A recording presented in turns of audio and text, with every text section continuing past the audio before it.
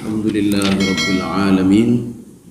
Wassalatu wassalamu ala ashrafil anbiya'i wal mursalin wa ala alihi wa ashabihi ajma'in. Raditu billahi rabba wa bil islami dina wa bi Muhammadin nabiyya wa rasula.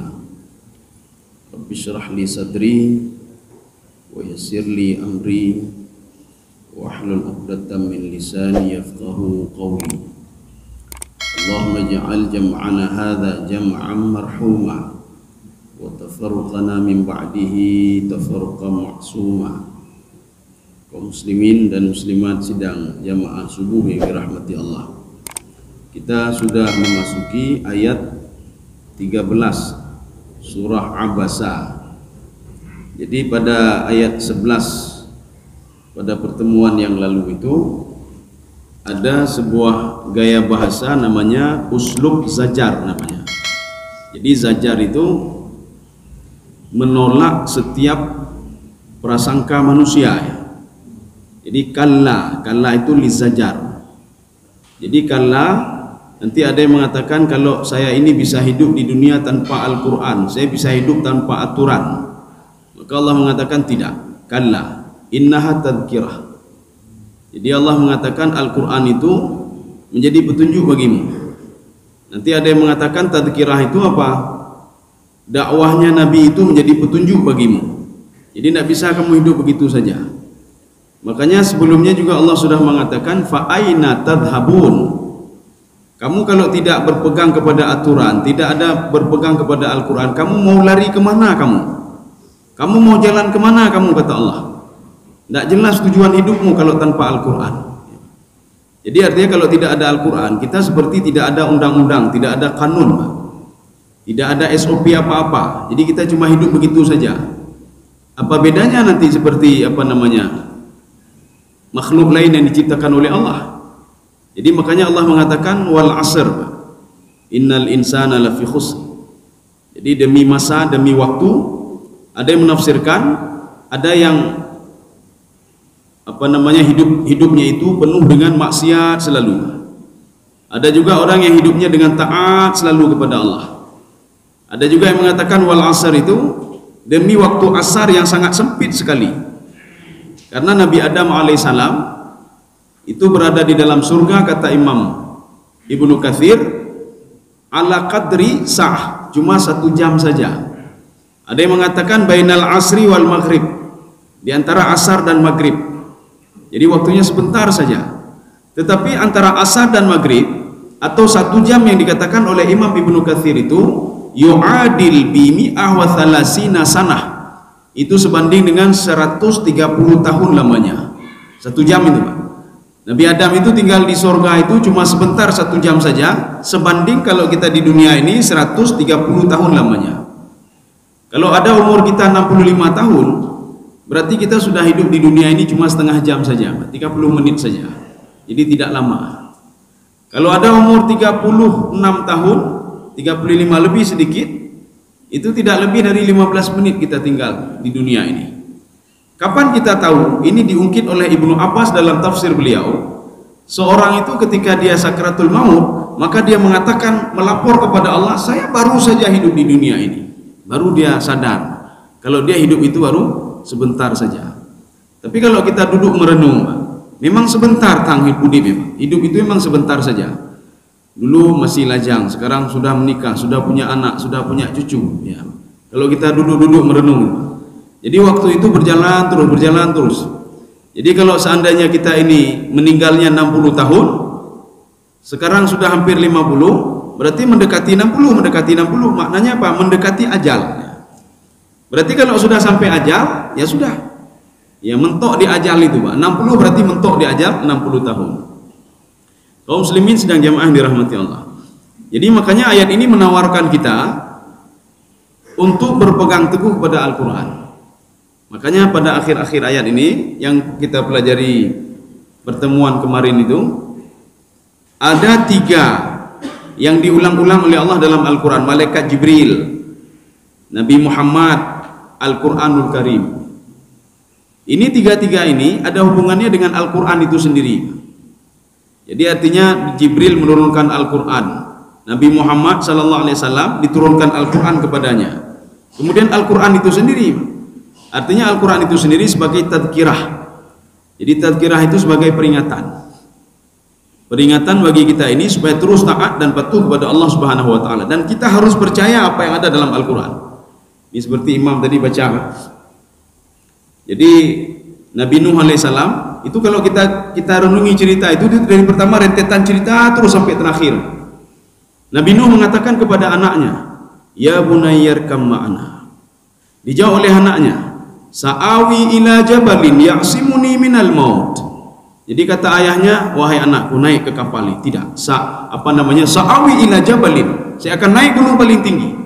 Dijawab lagi oleh ayahnya, itu dialog itu. La asimal yawma min amrillah, tidak ada yang bisa menolong kamu dari bencana yang diberikan oleh Allah Subhanahu wa taala.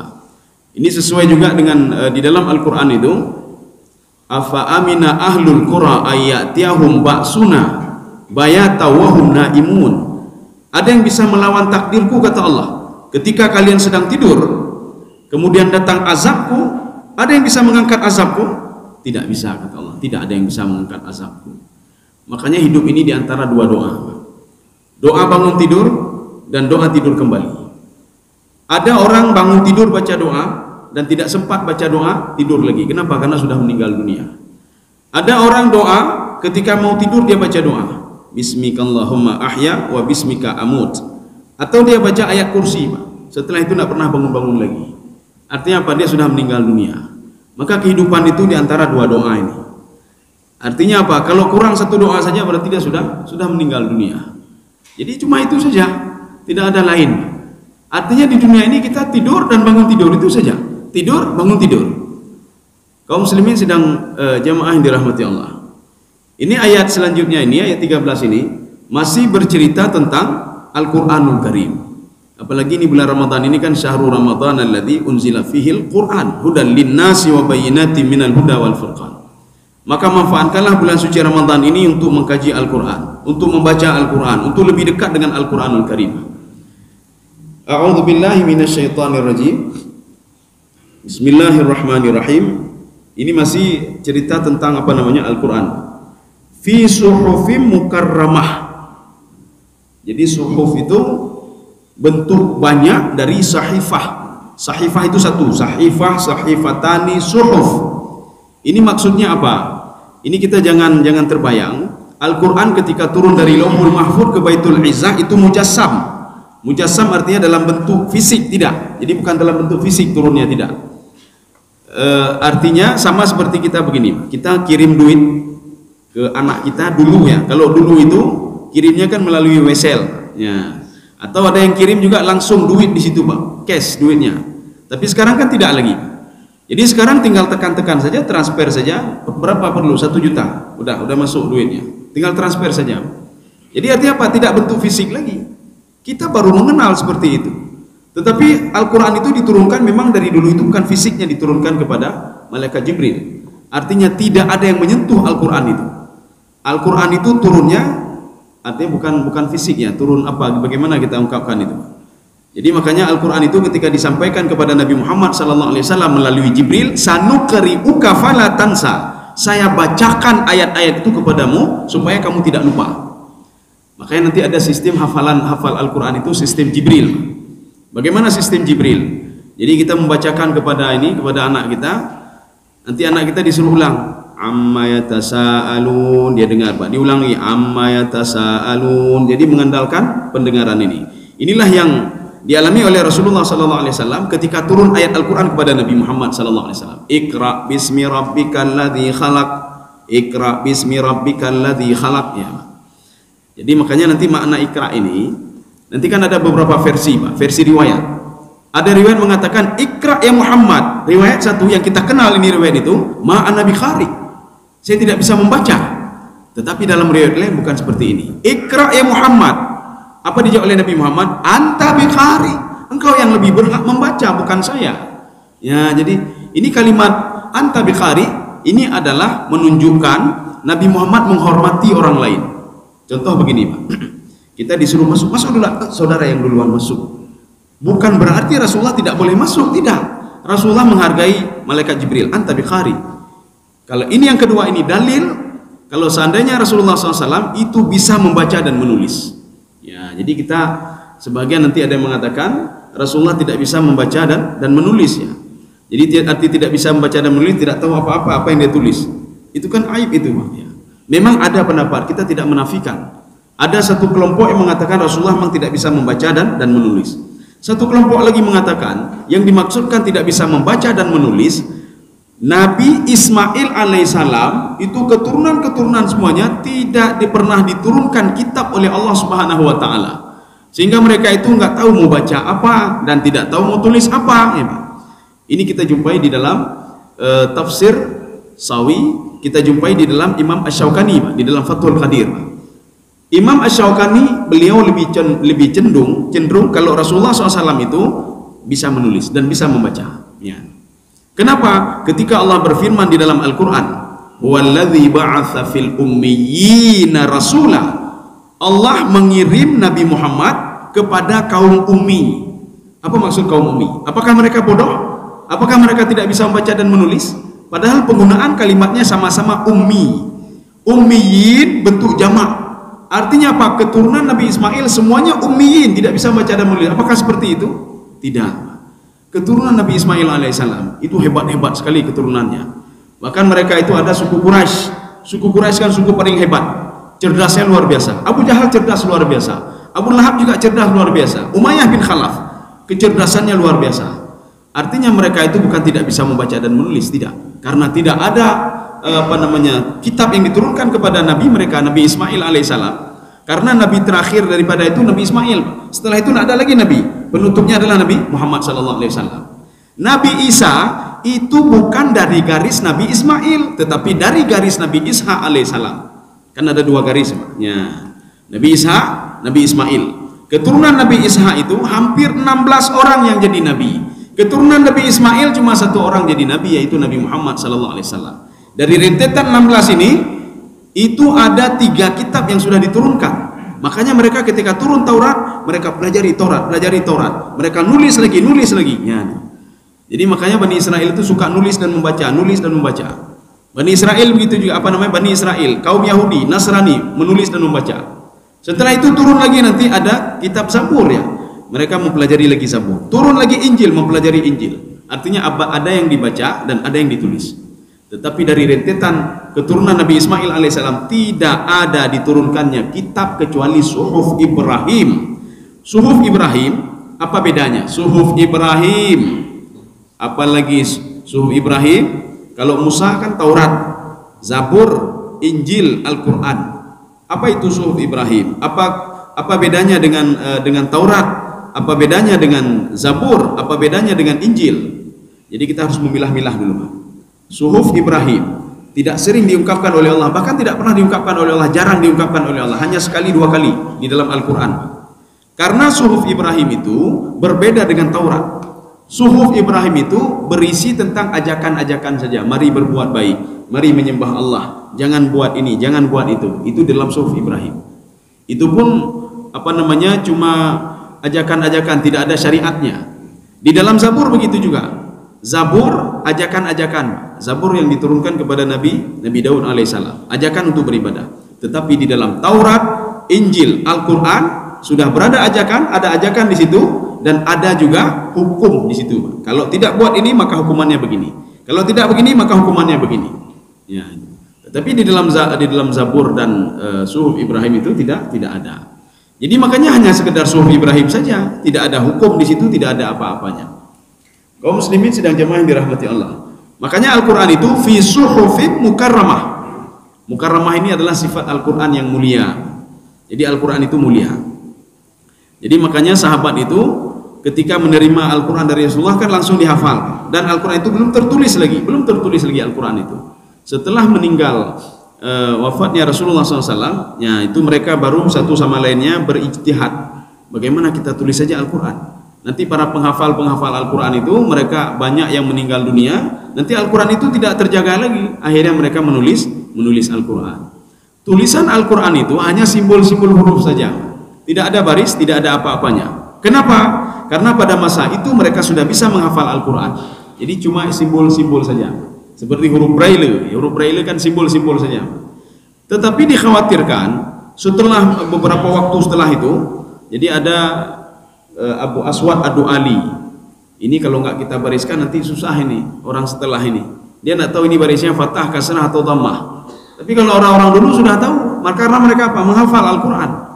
Karena kita tidak bisa menghafal Al-Quran, ada nanti salah baris-barisnya, maka dibariskanlah Al-Quran itu. Kaum muslimin sedang jamaah dirahmati Allah. Karena nanti kalau salah baris bisa salah arti. Kalau salah arti, apalagi di dalam Al-Fatihah, batalat salatu. Salatnya bisa batal. Kaum muslimin sedang jamaah dirahmati Allah. Sahabat pernah membaca Al-Quran. Jadi pada surah apa itu? Innama yakhshallah, ini yang betulnya begini. Innama yakhshallaha min ibadihil ulama'u. Ya.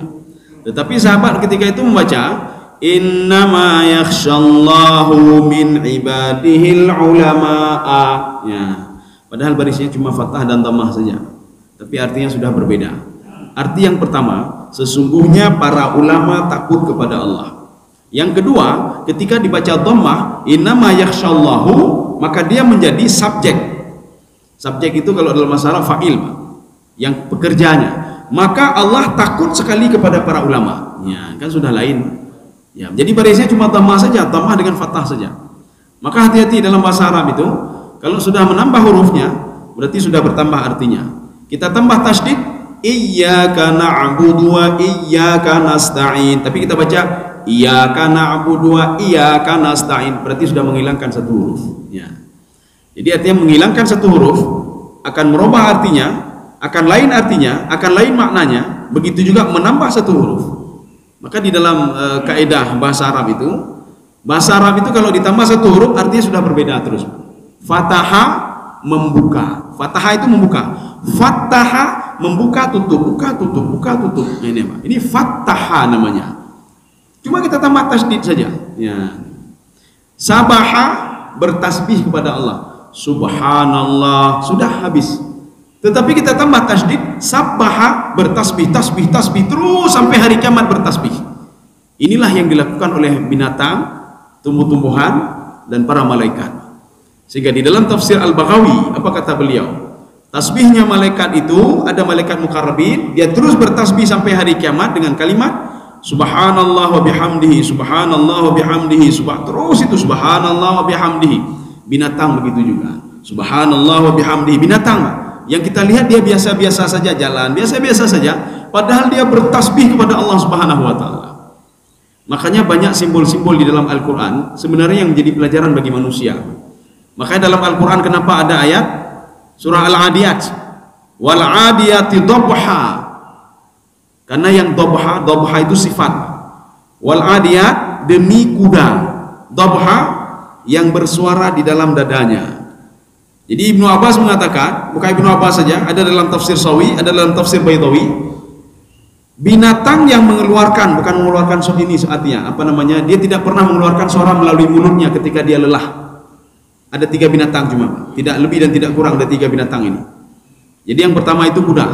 Kuda kalau sudah lari kencang, dia tidak membuka mulutnya, tidak, tapi dia simpan di dadanya.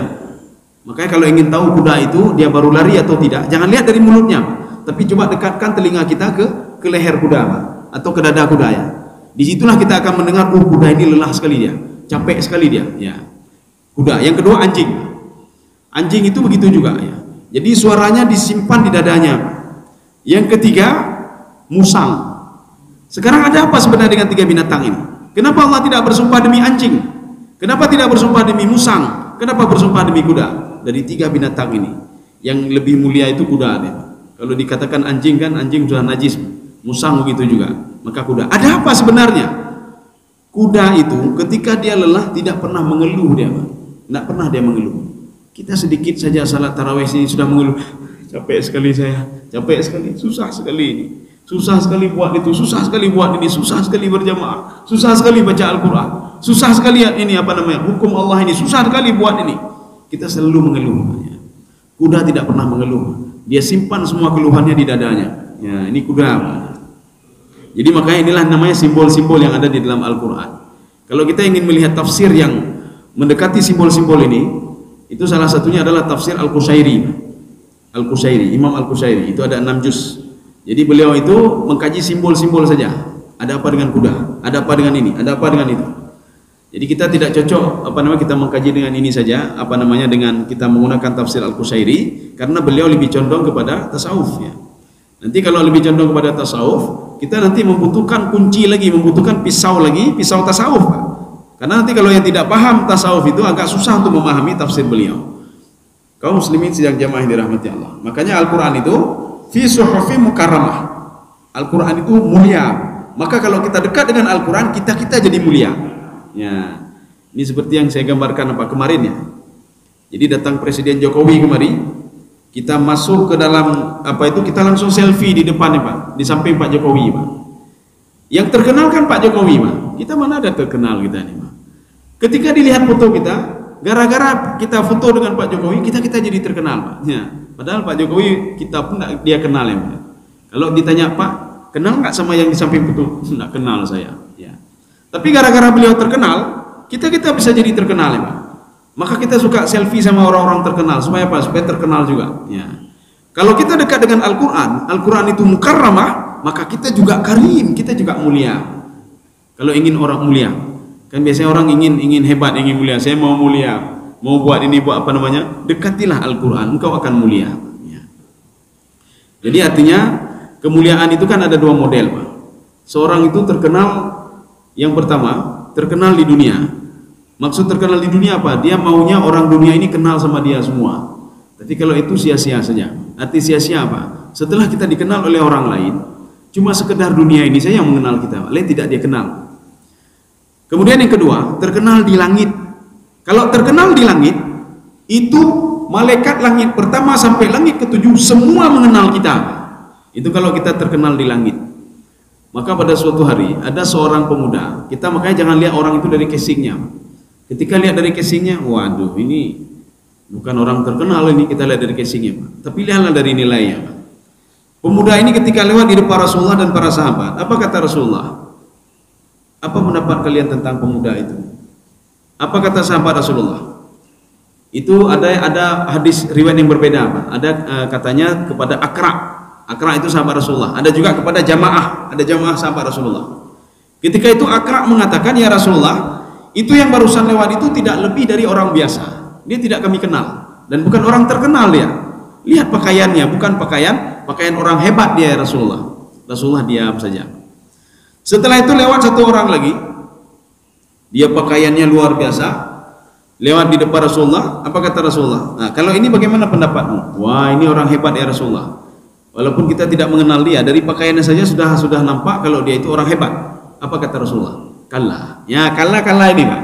Artinya yang kamu katakan tadi tidak benar. Yang paling mulia itu yang pertama lewat tadi itu. Dia memang tidak terkenal di dunia ini. Tidak ada yang mengenal dia. Tetapi di langit, malaikat cukup mengenal dia. Lagi pula kita untuk apa begitu dikenal oleh manusia? Untuk apa? Ketika kita meninggal dunia dikenal pun tidak lagi Pak. Ini kalau meninggal dunia. Makanya Rasulullah mengatakan itu yang barusan lewat tadi di depan itu, sekali dia berdoa kepada Allah, malaikat di langit itu terkejut semua. Siapa berdoa? Si fulan. Langsung malaikat mengaminkan. Itu kalau dia meninggal dunia, itu yang barusan lewat tadi itu, maka malaikat akan turun, berebut turun untuk membawa roh dia. Kenapa? Dia orang terkenal. Terkenal di mana? Terkenal di langit. Makanya Allah Subhanahu wa taala, ini kajian tasawuf. Allah berdialog dengan lautan. Lautan kan makhluk Allah. Kita pikir lautan itu tidak aktif ya. Jadi lautan itu aktif. Dari mana kita tahu lautan itu aktif dan terus bergerak? Jadi ketika akan menghancurkan kaum Nabi Nuh alaihissalam, Allah mengatakan falamma taghal ma'u hamalnakum fil jariyah.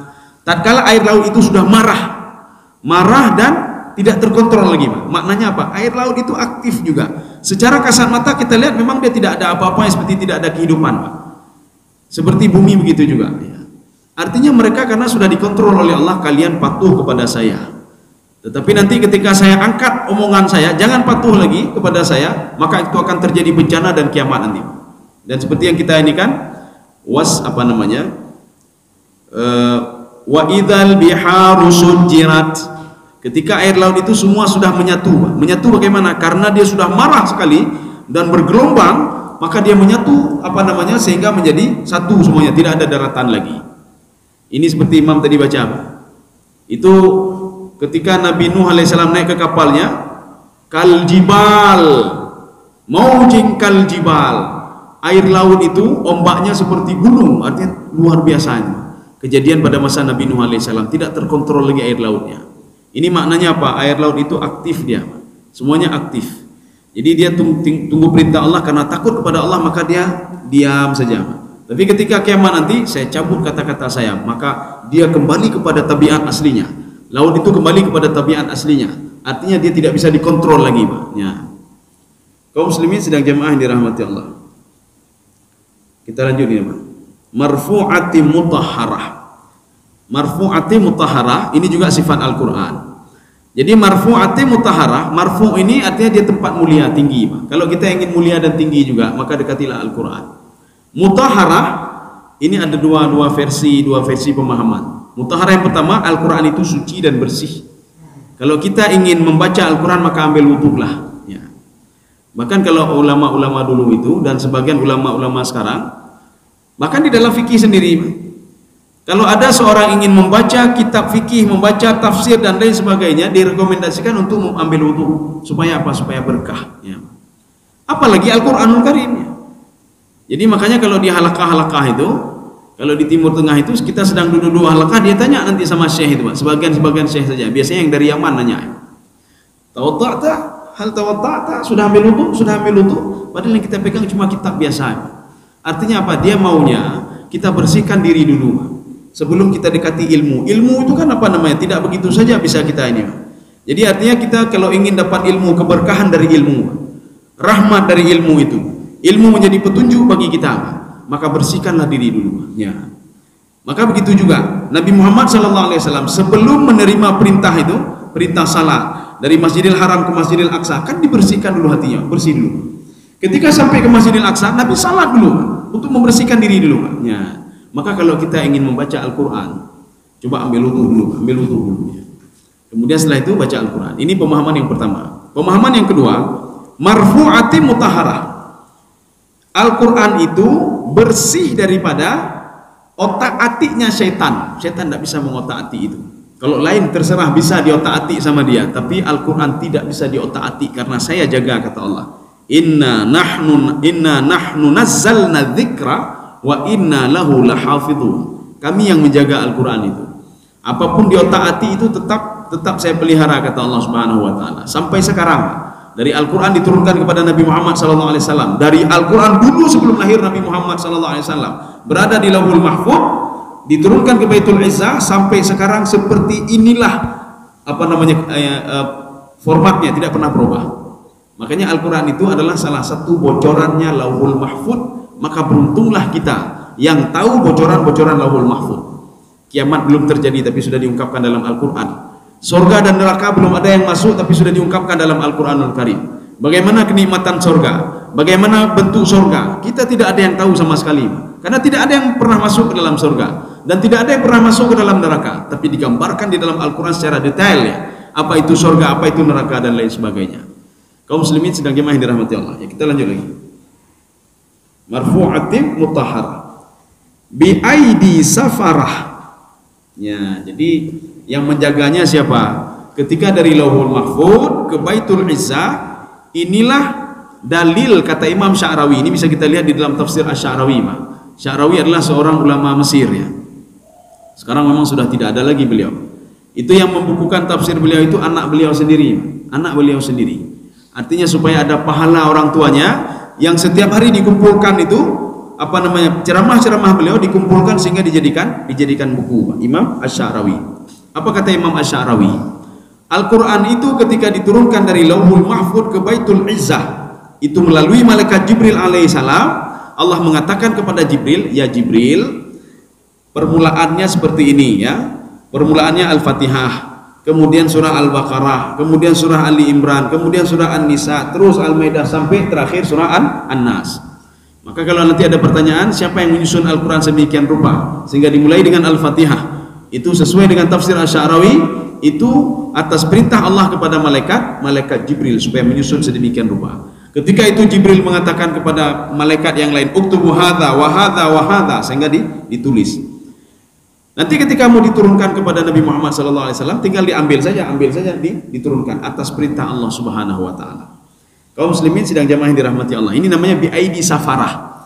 Bi'aidi itu di tangan ya, penjagaan, dijaga oleh safarah. Safarah itu apa? Safarah itu berasal dari kalimat safara, musafir. Musafir itu apa? Suka jalan-jalan, Pak, jalan-jalan. Apa maksud suka jalan-jalan? Makanya malaikat itu ada dua. Yang pertama malaikat mukarrabin. Malaikat mukarrabin adalah malaikat yang tidak pernah turun-turun dari langit dan terus bertasbih kepada Allah, subhanallah wa bihamdihi, subhanallah wa bihamdihi. Kemungkinan beliau ini turun itu ketika malam Lailatul Qadar, lain tidak ada. Tanazzalul malaikatu warruhu. Jadi semua malaikat itu turun ke bumi, kecuali itu saja setahun sekali ya. Kalau lain tidak, mereka terus bertasbih kepada Allah. Dan walaupun mereka turun setahun sekali, mereka tetap bertasbih subhanallah wa bihamdihi, subhanallah wa bihamdihi. Ketika fajar, mereka naik lagi ke atas. Ini yang pertama. Yang kedua, al malaika al mashghuluna bi tadbiri dunya. Ada malaikat yang sibuk dia itu dengan urusan dunia. Jadi sibuk dengan urusan dunia bukan seperti kita sibuk dengan kedai, yang sibuk bukan itu maksudnya, Pak. Sibuk dengan urusan dunia kan, sibuk dengan benaji, sibuknya singgah lalai, bukan. Sibuk dengan urusan dunia artinya turun dari langit turun ke bumi, naik lagi, turun lagi, naik lagi, turun lagi. Salah satunya adalah malaikat Jibril, malaikat Mikail, malaikat Israel. Israel hampir setiap hari, Israel. Kemudian malaikat apa lagi? Kiraman katibin. Kemudian malaikat yang setiap subuh itu turun selalu berdoa kepada Allah, berikanlah orang-orang yang berinfak itu gantinya, dan orang-orang yang bakhil itu kehancuran hartanya. Itu belum lagi malaikat hafadzah yang naik turun lagi. Belum lagi ada malaikat-malaikat yang lain yang dikirim oleh Allah kepada orang yang sakit. Maka ketika ada orang sakit, kita beryakin katanya ada malaikat yang selalu mendampingi kita, Pak, kalau kita sakit. Kenapa? Karena dalam riwayat itu disebutkan, kalau ada mukmin yang sakit, Allah menyuruh ada dua malaikat untuk mengontrol dia, melihat apa yang keluar dari mulut dia. Apakah dia mencaci maki saya atau dia berterima kasih kepada saya. Jadi makanya dinamakan dengan safarah, Pak. Safarah artinya apa? Malaikat Jibril itu selalu naik turun dia, naik turun dia. Ya. Oh, sekarang kan tidak ada lagi Al-Qur'an, turun Al-Qur'an lagi. Tidak ada lagi menurunkan Al-Qur'an kepada Nabi Muhammad, kan sudah habis 23 tahun. Berarti sekarang apa tugas Jibril alaihissalam? Tugas Jibril tetap safarah. Safarah itu apa? Naik turun juga langit, Pak. Dari langit turun ke bumi, naik lagi, turun lagi. Apa kerjaannya? Kalau ingin menghancurkan satu kaum, ingin memberikan rahmat kepada satu kaum atas perintah Allah Subhanahu wa taala, itu tugas malaikat Jibril-nya. Jadi makanya kalau nanti ada kampung yang akan dihancurkan oleh Allah Subhanahu wa taala, itu Allah mengirim Jibril, Pak. Kalau ingin memusnahkan satu kaum, satu kelompok, itu diturunkan malaikat Jibril oleh Allah. Ini namanya bi'aidi safarah ya. Berarti kalau ada nama orang ID itu apa? Cekatan itu, Pak. ID itu kan tangan. Ini sebuah kalimat majas. Ya, kalimat majas. Artinya apa? Orangnya cekatan. Ya, Jibril itu cekatan sekali orangnya. Sosok malaikat yang sangat cekatan dan dihormati sekali oleh malaikat yang lain. Muta'in sama amin. Dia dipatuhi oleh malaikat lain. Ya, makanya malaikat Jibril itu ketika turun semua malaikat, tanazzalul malaika warruh, dipimpin oleh malaikat Jibril alaihissalam. Artinya Jibril itu punya kedudukan khusus di sisi Allah Subhanahu wa taala. Ini Jibril, artinya bi'aidi safara. Apapun perintah Allah dia akan mendengar. Sami'na wa ta'na, la ya'sunallaha ma amarahum wa yaf'aluna ma yu'marun. Apapun perintah Allah dilaksanakan. Apapun yang dilarang oleh Allah itu ditinggalkan dan tidak dibuat. Makanya semua yang dilakukan oleh Jibril itu di bawah kontrolan Allah Subhanahu wa taala. Bi'aidi safarah, kiramim bararah. Ini masih sifat malaikat Jibril. Jibril itu kiramim bararah. Tadi sudah bi'aidi safarah, safarah dia suka naik turun itu. Kemudian kiram itu apa? Kiram itu dimuliakan oleh Allah Subhanahu wa taala. Walaupun malaikat lain juga mulia juga ya. Sehingga malaikat ini namanya kiraman katibin. Kiraman katibin. Kenapa kiraman katibin? Ini ada dua versi pemahaman. Dia memuliakan Allah. Yang kedua, Allah memuliakan dua malaikat ini. Sehingga setiap hari tugasnya apa? Mendampingi manusia kemana saja. Tetapi ada shift-shiftnya ya, ada shiftnya. Nanti ada shift subuh, ada shift sore, itu ganti-ganti Pak. Dua-dua malaikat ini ganti-ganti. Dan setiap hari itu ada 4 malaikat pembawa catatan kita, melapor kepada Allah Subhanahu wa taala. Ketika dia melapor kepada Allah, ada catatan yang memang tidak diterima oleh Allah. Ada catatan memang diterima oleh Allah. Maka kita tidak perlu heran kalau di dalam satu hari itu catatan kita mungkin tidak pernah sampai kepada Allah Subhanahu wa taala. Kenapa? Karena terus ditolak oleh Allah. Malaikat tidak mau tahu Pak. Yang jelas kalau kita beribadah langsung dicatat. Tapi malaikat tidak tahu ibadah kita itu ikhlas atau tidak ikhlas. Kita itu ada sum'ahna, ada sum'ah enggak, ada ujub enggak? Ya. Ujub itu bangga dengan ini Pak. Waduh, hebat saya ya. Itu ujub itu Pak. Ya, ini Pak. Nanti naci sum'ah ya. Sum'ah bagaimana? Itu kalau sudah ada penyakit itu ibadah tidak ada nilai lagi Pak. Tidak ada nilai ibadah lagi. Karena hakikat ibadah itu ketenangan jiwa ya. Tenang jiwa kita ya. Jadi kita tidak membanggakan diri lagi. Karena ada orang membanggakan diri, hebat sekali tubuh saya, kuat sekali tubuh saya. Ini ujub namanya Pak. Dia bangga dengan tubuhnya, dia bangga dengan apa yang diberikan oleh Allah, tapi dia tidak pernah mengenal Allah Subhanahu wa taala. Nanti ada sum'ah lagi Pak. Sum'ah itu apa? Dia beribadah buat sesuatu supaya dilihat dan didengar oleh orang lain. Ini sum'ah berasal dari kalimat sami'a yasma'u. Dia berbuat terus supaya didengar oleh orang lain. Itu sum'ah namanya. Kalau ada indikasi-indikasi seperti itu, jangan pernah harap ini. Dia berinfak, bersedekah supaya dikenal oleh orang lain, dikenal oleh dunia maya semuanya. Itu ya, ini betul tu. Makanya betul itu hati-hati Pak. Bisa-bisa nanti kita tidak dapat pahala apa-apa. Ya, ada betul itu untuk dokumentasi betul Pak. Tapi sebagian orang itu merasa saya sudah berikan infak ini ya di dalam dunia maya habis semua di ini kan Pak. Sehingga dia dipuji-puji oleh orang lain Pak. Sehingga gara-gara dipuji itu sayang dia sendiri nanti. Akhirnya dia lupa kalau amal ibadah itu kalau sudah berdasarkan ujub, sum'ah dan riya, itu amal ibadah itu tetap ditolak oleh Allah Subhanahu wa taala. Karena kita melakukannya bukan karena Allah lagi Pak. Ya. Kaum muslimin sidang jamaah yang dirahmati Allah. Ya, ini kita lanjut lagi. Kiramim bararah. Bararah itu berasal dari kalimat al-birru. Birru itu berbakti. Berbakti itu patuh. Patuh itu bagaimana? Taat kepada Allah Subhanahu wa taala. Makanya ada seorang anak yang birrul walidaini, artinya apa? Dia patuh kepada orang tuanya. Apapun perintah orang tuanya, siapapun dia. Bahkan Allah mengatakan orang tuamu apapun dia, agama apapun dia, kepatuhan kamu itu wajib kepada orang tuamu kecuali dia mengajak kamu untuk syirik kepadaku. Fala tuti'huma wa sahibhuma fid dunya ma'rufa wattabi' sabila man anaba ilayya thumma ilayya marji'ukum fa unabbi'ukum bima kuntum ta'malun. Itu saja kata Allah. Siapapun orang tuamu, kafirkah dia, musyrikkah dia, berbakti kamu itu wajib. Ini bararah begitu juga. Malaikat Jibril tidak sedikit pun membantah Allah Subhanahu wa taala apapun perintah Allah.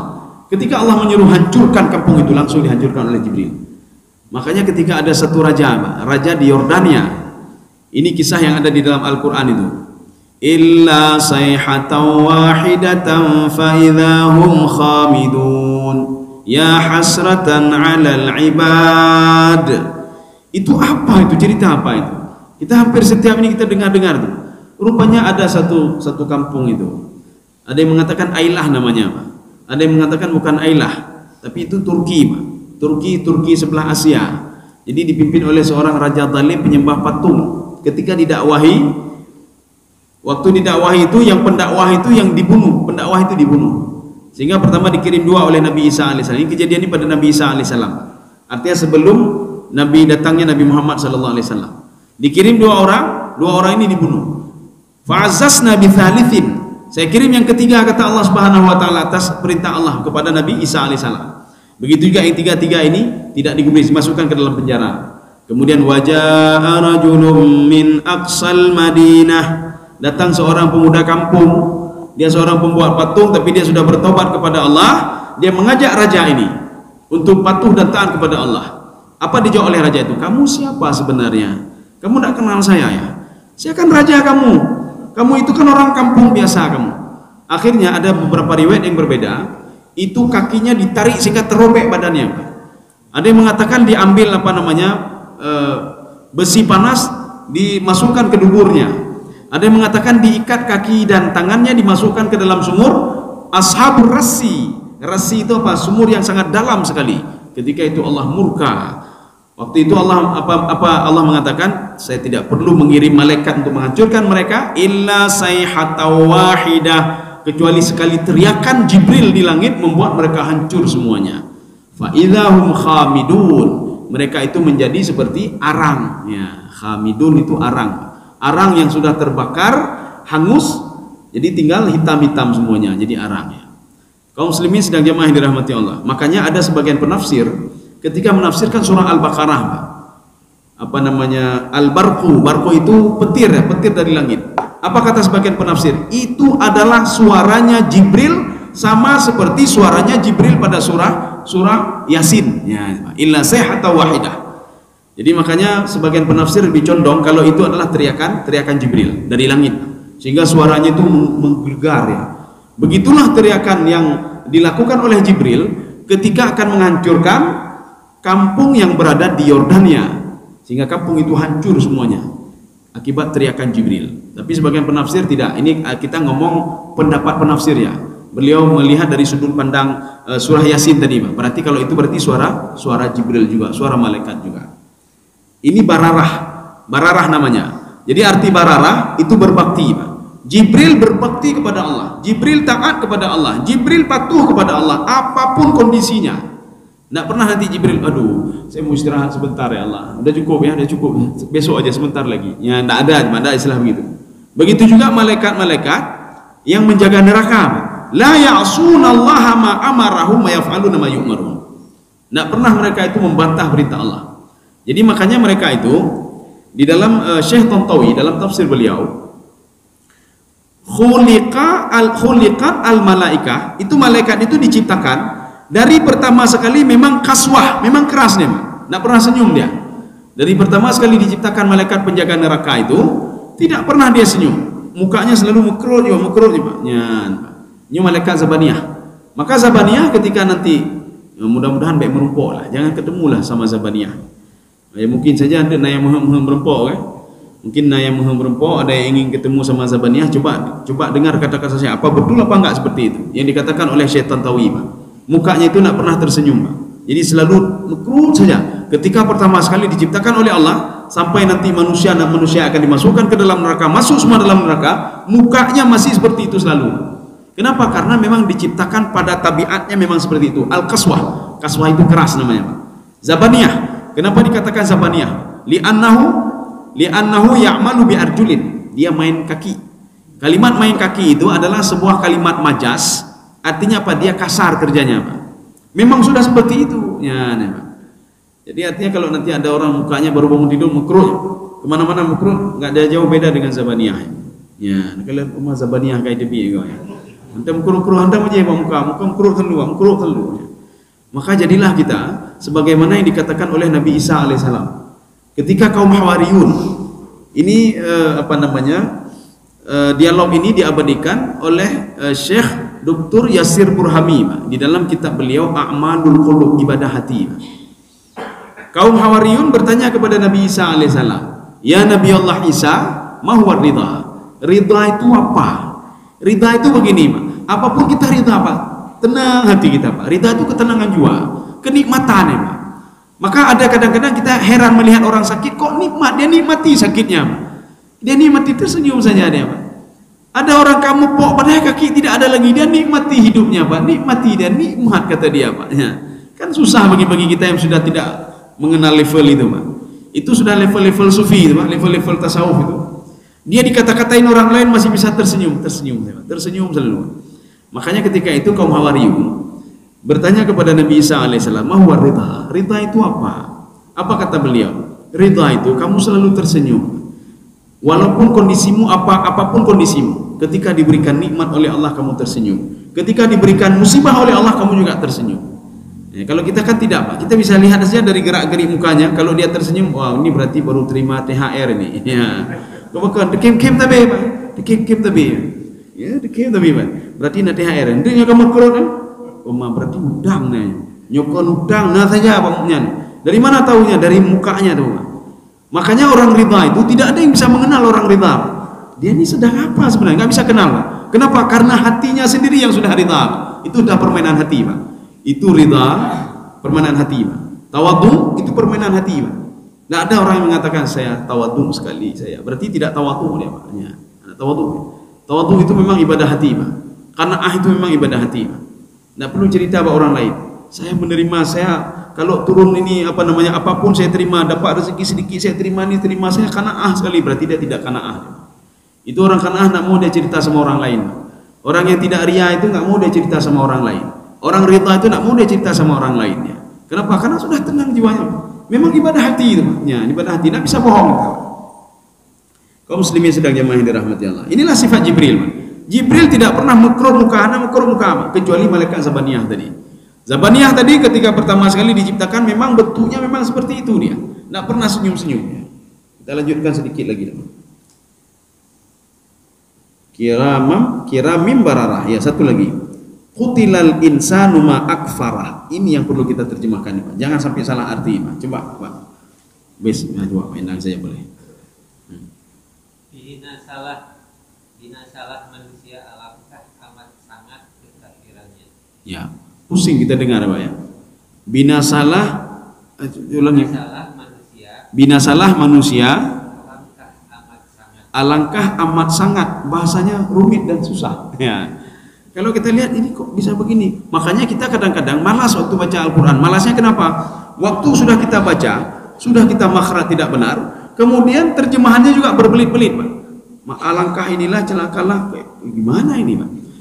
Perhatikan di dalam Al-Quran, ketika Al-Quran itu mengatakan dengan kalimat qutila, qutila itu maknanya apa? Semua ulama tafsir itu sepakat, 90% sepakat, qutila itu lu'ina maknanya, dilaknat. Qutilal insan ma'akfarah, manusia yang kufur kepada Allah itu dilaknat oleh Allah. Maksud dilaknat apa? Jauh dari rahmat Allah. Maka orang kufur itu jangan pernah dekat dengan rahmat Allah Pak. Tidak ada pernah dekat dengan rahmat Allah.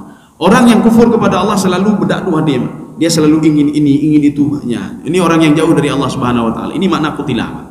Makanya kalau dalam Al-Qur'an disebutkan qutilal insan, qutila ashabul ukhdud. Surat apa itu Pak? Qutila ashabul ukhdud. Itu raja zalim itu dilaknat oleh Allah Subhanahu wa taala. Qutilal insan, bukan dibunuh artinya Pak. Manusia itu dilaknat oleh Allah. Yang mana manusia yang mana? Ma'akfarah, orang yang kufur kepada Allah. Kufur bagaimana? Orang yang kufur nikmat. Bagaimana kufur nikmat? Maka kita jangan kafir itu, kufur itu terbayang orang bule saja. Ada kalau orang bulenya orang kafir, orang kafir. Padahal kufur itu kan ada 3. Kalau versi tafsir Al-Qurtubi, yang pertama itu kufur i'tiqad. Orang yang kufur i'tiqadi, dia kafir secara i'tiqad ya. Ini yang pertama. Yang kedua, kufur nikmat. Secara nikmat dia kufur kepada Allah. Dia tidak mengenal Allah. Tapi ketika tidak ada rezekinya, dia berdoa, ya Allah turunkan rezeki kepada saya, ya Allah berikan. Tahu dia minta kepada Allah. Tapi ketika diberikan oleh Allah, dia lupa pemberi nikmat itu adalah Allah. Ini kufur namanya Pak. Kufur nikmat namanya. Maka orang kufur nikmat seperti ini, seberapa banyak pun hartanya, tidak pernah berkah kata Allah. Qutilal insanu ma'akfarah. Maka kehidupannya tidak pernah berkah kata Allah. Dia banyak harta, ribut dengan istrinya. Dia banyak harta, ribut dengan anaknya. Dia banyak harta, tidak dapat ketenangan jiwanya. Dia banyak ini, banyak itu, tapi tidak bisa tidur ya Pak. Ini artinya tidak berkah. Berapapun banyaknya, besok terus jadi. Ya ini seperti hadis Rasulullah SAW. Jadi Rasulullah mengatakan begini, man asbaha wad dunya akbaru hammihi. Barang siapa yang baru bangun tidur, di kepala dia terpikir dunia saja Pak, proyek saja terpikir Pak. Waktu bangun tidur bukan ibadah dia terpikir Pak. Jadi ketika azan Allahu Akbar, azan subuh atau ngaji dia apa namanya, kita langsung terbangun, langsung terpikir proyek. Ini proyek hari ini bagaimana?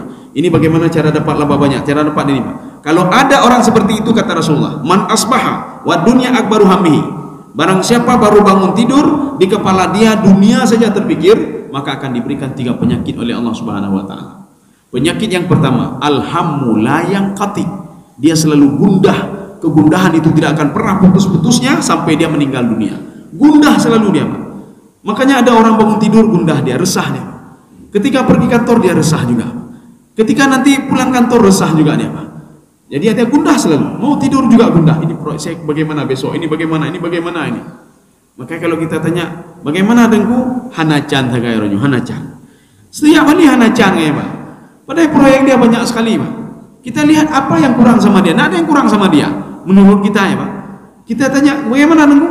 Hanacan tagai. Ya. Makanya rezeki itu kan relatif ya Pak. Relatif. Coba tanya sama orang nggak punya duit, tanya sama dia, Pak, Bapak nikmat sama Bapak apa? Saya nikmat sama saya asal punya banyak harta, nikmat sama saya. Ini kalau tanya sama orang nggak punya duit. Ya.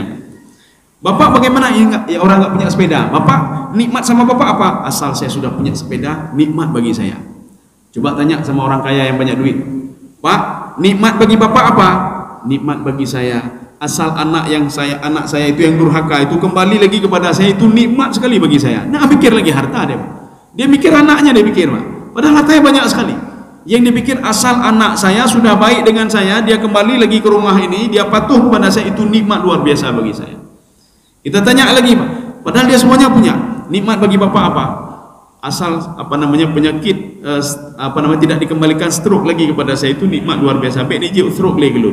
Yang gara-gara stroke ya nggak bisa kemana-mana saya, keluar rumah nggak bisa, kemana-mana nggak bisa, itu saja nikmat bagi dia. Kan relatif nikmat Pak. Coba tanya sama orang yang sudah kebelet ke WC Pak. Nikmat bagi saudara apa? Asal sudah bisa keluar nih isi perut nih, nikmat sekali saya. Coba tawarkan jabatan sama dia. Ini nak proyek kena bertopu Pak. Anak proyek. Asal ini sudah masuk WC, alhamdulillah. Maka kan sudah baca doa Pak.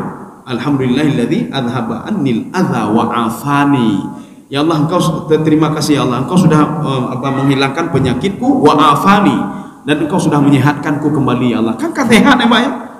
Coba kalau seandainya kita ini dalam seminggu Pak, enggak buang air besar Pak. Artinya tidak berfungsi lagi itu Pak.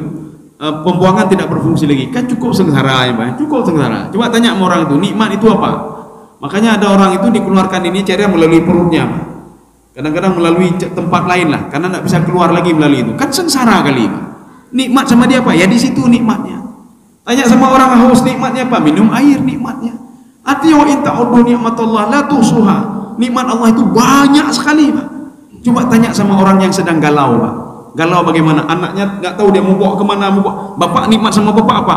Asal anak saya sudah lewat di situ, saya alhamdulillah, saya sudah senang sekali. Nikmat bagi dia itu nikmatnya. Nggak ada lain nikmat dia Pak, cuma itu. Ada orang yang pergi ke sawah, setiap dia tanam selalu mati, ditanam mati. Tanya, apa nikmat bagimu? Asal tanaman yang saya tanam itu tumbuh, itulah nikmat bagi saya katanya. Ya, jadi relatif. Ya.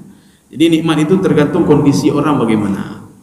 Jadi makanya kalau ada orang kufur kepada Allah, qutilal insanu ma akfarah, mereka akan dilaknat oleh Allah Subhanahu wa taala. Sebagaimana yang Rasulullah katakan tadi, yang pertama itu alhamu la yanqati. Kegundahan selalu gundah dia, selalu gundah. Kapan tidak gundah lagi? Kalau mau tidak gundah, Pak, minta maaflah sama Allah dulu, Pak. Kalau dia sudah berbuat dosa, dia sudah berbuat salah kepada Allah. Satu, penyakit pertama. Penyakit yang kedua, seorang itu akan merasa fakir, Pak. Fakir selalu dia. Bagaimana fakir selalu? Harta padahal sudah banyak. Kita tanya, bagaimana? Aduh, masih kurang, saya masih kurang. Masih kurang selalu, Pak. Nggak pernah ini dia, nggak pernah cukup dia. Ini gara-gara apa? Di kepala dia dunia saja terpikir, Pak. Ya. Besok dia cari lagi, nggak pernah cukup, cari lagi, Pak. Nggak pernah cukup. Ya. Ini kalau orang sudah dilaknat oleh Allah ini. Ini kalau orang-orang sudah tidak diberikan keberkahan lagi oleh Allah Subhanahu wa taala. Harta banyak pun nggak cukup kata dia. Kalau berkah itu sedikit saya sudah berkah. Ya. Udah, yang kedua, yang ketiga, di kepala dia selalu angan-angan selalu. Ketika kita ketemu sama dia, bagaimana? Nanti tahun 2024 saya akan bangun ini di sana, bangun ini, macam-macam angan-angan dia, Pak. Nggak pernah terpikir dia kalau dia meninggal dunia. Nggak pernah terpikir kalau dia mati nanti amal ibadah apa nanti yang sudah dia lakukan, nggak pernah terpikir, Pak. Nggak pernah terpikir dia kalau meninggal saya belum salat, belum puasa, belum ini, belum itu, nggak pernah terpikir, Pak. Karena di kepala dia dunia saja. Kalau kita tanya bagaimana program ini nanti saya tahun 2025 akan saya buat ini, macam-macam deh, Pak. Kalau ini salat udah, salat belum, nanti aja dulu salat. Nabi Muhammad saja meninggal usia 63 tahun. Saya masih 50 Nabi Muhammad. Jadi masih jauh sekali, 13 tahun lagi. Ya, Nabi. Sang umurnya pahna 6 lehel itu. Kita tidak tahu kematian itu bisa datang tiba-tiba. Ya. Saya rasa cukup sekian saja. Insyaallah nanti pertemuan selanjutnya qutilal insanu ma akfarah min ayyi syai'in khalaqah. Ya. Ini ada pertanyaan? Kami persilakan. Iya, ya. Ya.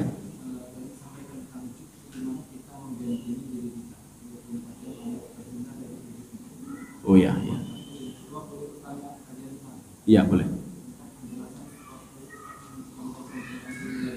Iya. Iya. Iya, oke, ya, terima kasih. Yang pertama tadi, apa tadi, Pak? Ujub, ya. Bagaimana membentengi itu? Nabi Muhammad SAW pernah mengajarkan Mu'az bin Jabal. Uniknya, setiap hadis Rasulullah kalau ditujukan kepada seseorang, itu Rasulullah tidak pernah menyampaikan lagi hadis itu kepada orang lain. Cuma kita menjadi ibrah saja nanti. Kalau kita kan tidak, ya Pak. Kalau kita sudah menyampaikan, ini cuma kamu yang tahu ya, orang lain tidak tahu ya, simpan rahasia ya. Nanti ketemu orang lain, ini cuma kamu yang tahu ya, ini rahasia ini ya, jangan kasih tahu. Akhirnya seluruh dunia tahu, ya Pak. Tapi kalau Nabi Muhammad ketika menyampaikan satu hadis, wahai Mu'az, ini hadis kamu jangan begini, itu kata-kata itu tidak pernah diulang oleh Rasulullah untuk orang lain. Cuma apa? Didengar oleh orang lain, diriwayatkan hadis ini untuk Mu'az bin Jabal. Maka hadis ini khusus untuk Mu'az bin Jabal dan kita bisa mengambil iktimah dari ini. Mu'az bin Jabal adalah salah seorang sahabat Rasulullah yang pernah ditugaskan ke Yaman untuk berdakwah.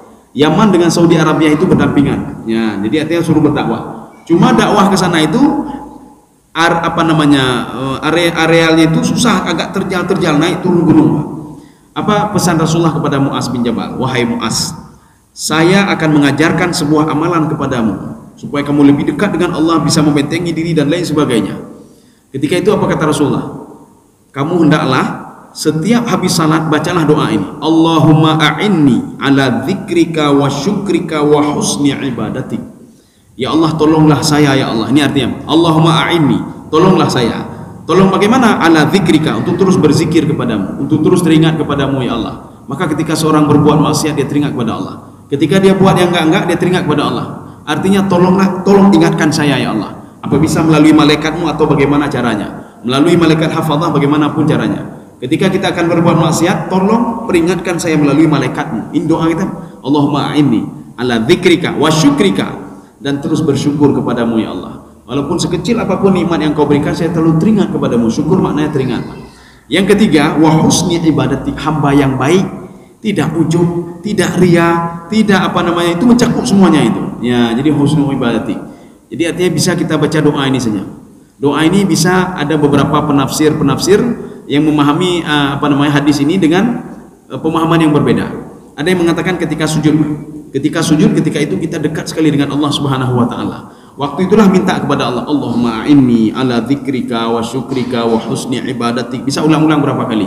Atau sehabis salat nanti, habis salat, Allahumma a'inni ala dzikrika wa syukrika wa husni ibadatik. Kalau kita malu berdoa di depan orang ramai, kan setelah berdoa Allahumma a'inni didengar oleh orang lain. Udah mulai taat. Sudah mulai patuh ya, dulu mencuri dulu ini. Kan malu itu. Dengar oleh orang samping. Kalau malu itu bangun tengah malam, tidak ada yang dengar kecuali dua malaikat sama syaitan ya, Pak. Syaitan itu dia pun menggoda manusia juga. Sehingga sahabat ketika dia salat malam, dua rakaat itu ada seperti diganggu, Pak, diganggu. Dia melapor ke Rasulullah, ya Rasulullah, saya tidak khusyuk dalam ibadah ya Rasulullah. Apa kata Rasulullah? Bacalah doa ini. A'udzu bikalimatillahi tammati minasyaitonir rajim, bismillahirrahmanirrahim. Ludahlah ke kiri 3 kali. Kenapa mesti ke kiri? Karena syaitan itu suka yang kiri-kiri. Maka kita suruh makan dengan tangan kanan, jangan tangan kiri.